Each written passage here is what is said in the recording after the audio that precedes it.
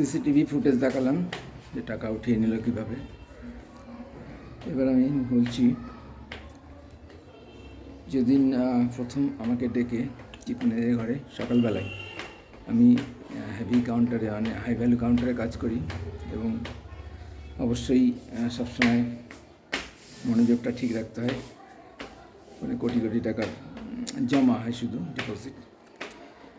সকালবেলায় ডেকে আমাকে চেম্বারে ডেকে গিয়ে দেখি চিফ ম্যানেজার আছে বিশাল কুমার, আরেকজন বিশাল কুমার হচ্ছে চিফ ম্যানেজার উজ্জ্বল কুমার, বিশাল কুমার হচ্ছে ক্যাসকেড লোন ম্যানেজার, আরেকজন লোনের ম্যানেজার ছিল পার্থ চক্রবর্তী, যে নতুন এসছে, যার কথা আগে বলেছি যে প্রথম দিন ফুটেজ দেখেই অনেক বাজে কথা বলেছিল, এবং আরেকজন নতুন অফিসার, পরে জানলাম যে উনি ম্যানেজার ব্যাংকের আরেকজন অফিসার।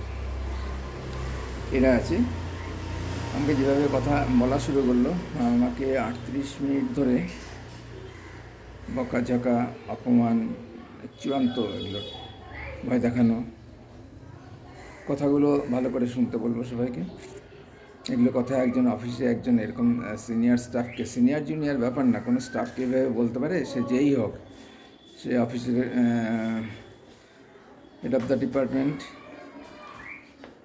হলেও কাউকে কিন্তু এভাবে কথা বলতে পারে না, সাব স্টাফ না বা অন্য কাউকেই না।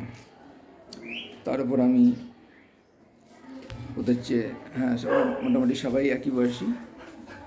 আমি প্রায় 15 বছরের মতো সিনিয়র ওদের চেয়ে বয়সে, চাকরিতে আরও 2 বছরের বেশি, 17-18 বছরের সিনিয়র। আমি দেখেছি ওদের ডাটাগুলো। আমাকে কীভাবে কথা বলছে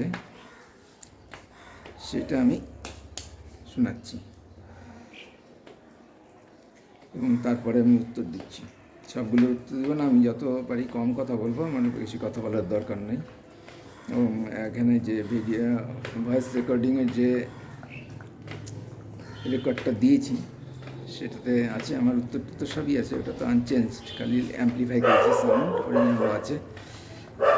ওখান থেকে যে কেউ শুনলে বুঝতে পারবে। এখানেও কিছু কিছু উত্তর আছে, সব উত্তর দিইনি। উত্তর বলতে আমার হ্যাঁ না খুব কম এরকম।